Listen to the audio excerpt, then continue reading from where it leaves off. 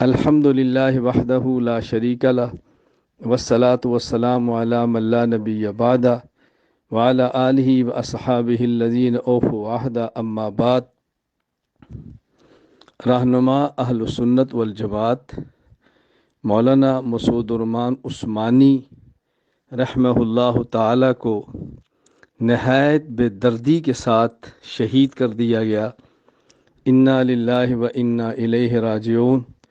انا للہ ما اخذ ولہ ما آتا وکل شیء عندہ باجل مسمی۔ اللہ تعالیٰ مولانا کی اس شہادت کو قبول فرمائے، درجات کو بلند فرمائے۔ پوری زندگی مدح صحابہ کرتے ہوئے گزاری، مشکلات دیکھیں، تکالیف برداشت کیں، لیکن نہایت جرأت اور بہادری کے ساتھ مدح صحابہ وہ کرتے ہوئے اپنی جان اللہ کے حوالے کر گئے۔ اللہ تعالیٰ ان کے درجات کو بلند فرمائے، ان کے اعزاء اقارب اہل خانہ کو صبر جمیل عطا فرمائے۔ اللہ تعالیٰ علماء کرام کی حفاظت فرمائے اور راہ حق پہ جان دینے والوں کی اللہ تعالیٰ خدمات کو قبول فرمائے۔ جو اکابر ہمارے دنیا سے جا چکے ہیں ان کی قربانیاں قبول فرمائے۔ جو علماء کرام زندہ ہیں اللہ تعالیٰ ان کی حفاظت فرمائے۔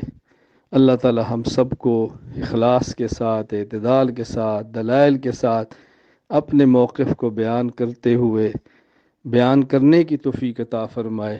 اس موقع پر میں اہل سنت والجماعت کے تمام احباب کو یہی پیغام دوں گا کہ ہمیں اس موقع پر یہ درس اور سبق لینا چاہیے کہ جس طرح صحابہ کرام رضی اللہ عنہم مجمعین، اہل بیت رضی اللہ عنہم مجمعین نے رسول اکرم صلی اللہ علیہ وسلم کی ناموس پر پہرا دیا، ہمیں بھی نبوت، صحابہ، اہل بیت، ان تمام کے ذات پر اور اسلامی نظریات پر پہرا دینا چاہیے۔